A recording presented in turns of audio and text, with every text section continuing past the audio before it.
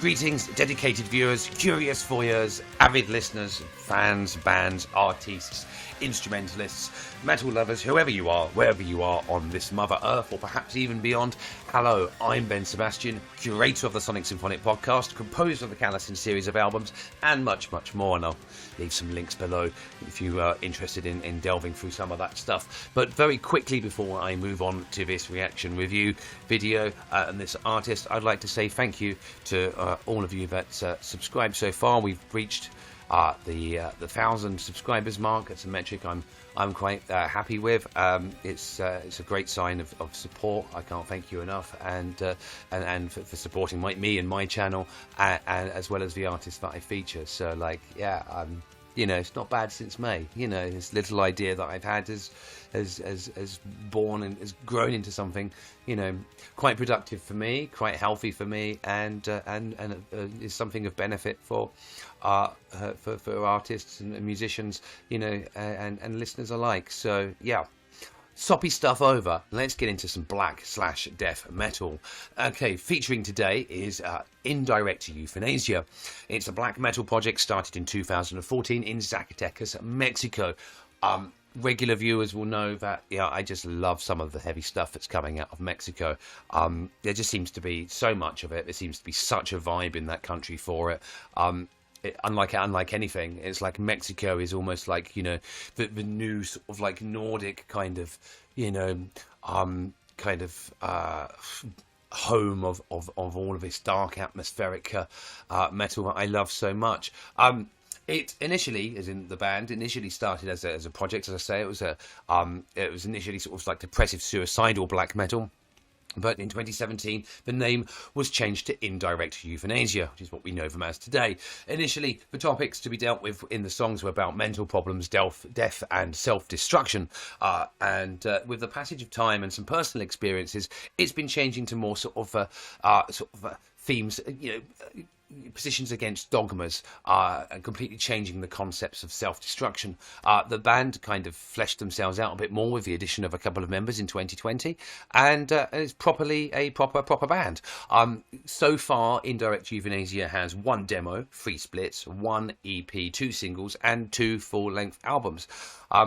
Yeah, that's as much as I know. They say their reference sound is a sort of a mix between Behemoth, Mayhem, Shining, etc. And this is their 2020 single, Gods Between Sheeps and Wolves. And one thing I must sort of comment on, as my screen boots up behind me, is the artwork. Very nice, very nice. You've got all these people praying, you've got this the godlike figure, and you've got all the hellfire below. Very attractive cover art. So yeah, let's just get into it. Let's get those headphones on.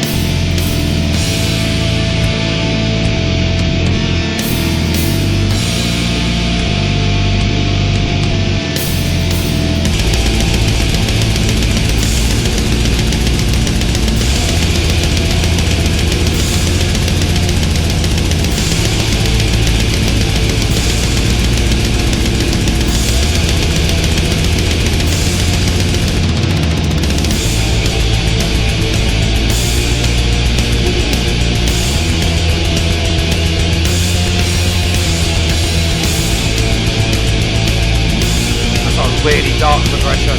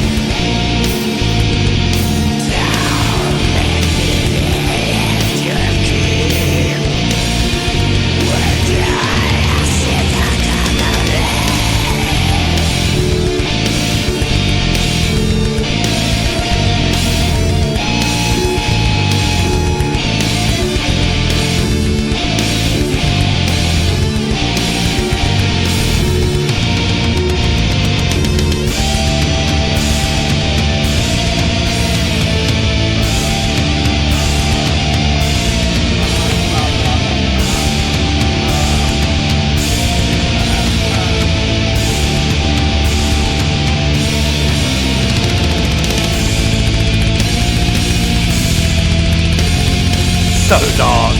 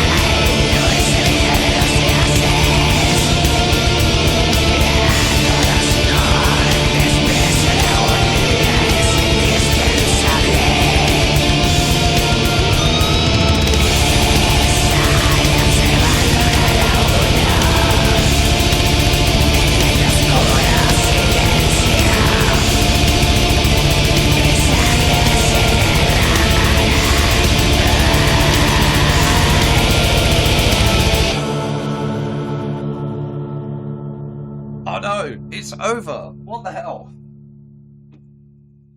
That passed very quickly, way too quickly for my liking.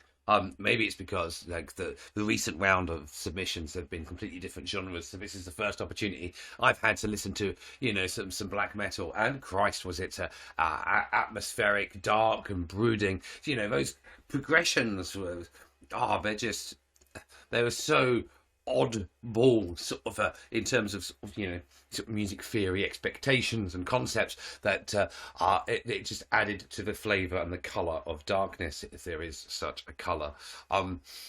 Yeah, beautifully well done. The slight criticism perhaps would be, you know, the mix. There's a lot of a low end and low mid that I could have perhaps asked for a bit more clarity in the mix, but you know, black metal does its own kind of thing in mixing. But you know, this track definitely evoked memories of Mayhem. I've said it once, and I'll say it. Well, I've said it more than once, but I'll say it again and again and again. My favourite Mayhem cut was Wolf's Lair Abyss EP. Oh, many memories of running and walking to work and stuff, listening to that. So, you know, Indirect Euthanasia have you know, directly kind of evoked those memories. The little sort of like breakdowns of the churchy bell type stuff, very reminiscent of the principle of evil made flesh. You know, reminded me of early Filth. It just reminds me of that whole era. You know, really fantastic job on this. And there's supposed to be the only disappointment is there's not an immediate follow up to this. You know, I'd love to hear, you know, more of this stuff. They've got a way of building up the darkness. It's I love this kind of brooding stuff, and you know, the pace is there as well. You know, some really good sort of rhythm drum sections, and I say the drummer was one of the most recent sort of additions to the band, and yeah, and very well, they've done very well for it. What else? You know, the vocals, yeah. The vocals were totally on point, totally what I expect from black metal. It's very Mayhem inspired. I love that sound. I love that sound.